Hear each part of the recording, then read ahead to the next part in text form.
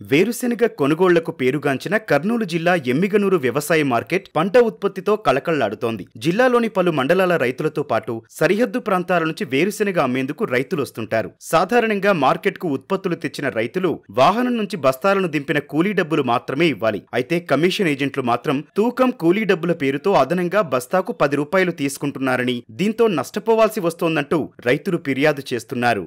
గతంలో ఏర్చెండగ పొద్దుతూడు గుర్రలు కుసుములు పండించే రైతులు, కానీ ఇక్కడ వ్యాపారస్తులు కుమ్మక్కేసి సిన్కెటేసి దళాలు ₹1 ఉంటే ₹2 వేస్తారు, ₹2 ఉంటే ₹10 వేస్తారు.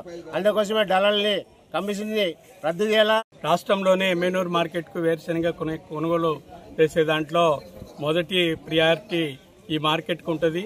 అయితే ఈ మార్కెట్ కి రైతులు వేరుశెనగ తెచ్చినప్పుడు మరి ఇక్కడ ఉన్నటువంటి కమిషన్ ఏజెంట్స్ అంతా కూడా ₹10 వాళ్ళకి ఇచ్చేటువంటి బిల్లులో కట్ చేసుకుని ఇస్తారు. మళ్ళీ ₹10 కమిషన్ కూడా పట్టుకోవడం అనేటువంటి జరుగుతుంది. అంటే డబలు ఈ రకంగా రైతు నష్టపోయేటువంటి పరిస్థితి ఉంది. అట్లాగనే రైతు ఇక్కడికి మార్కెట్ కి వేరుశెనగ తీసుకుని వచ్చినప్పుడు ఇక్కడ ఉన్నటువంటి కమిషన్ ఏజెంట్స్ అంతా కూడా తూకాల సందర్భంగా కూడా రైతుకు నష్టం చేసే రకంగా ఈరోజు తూకాలు ఉంటున్నాయి. 35 కేజీల బస్తాకి 2 కేజీల నుంచి 2.5 కేజీల వరకు కట్ చేసి కూడా ఈరోజు నష్టం చేస్తా ఉన్నారు.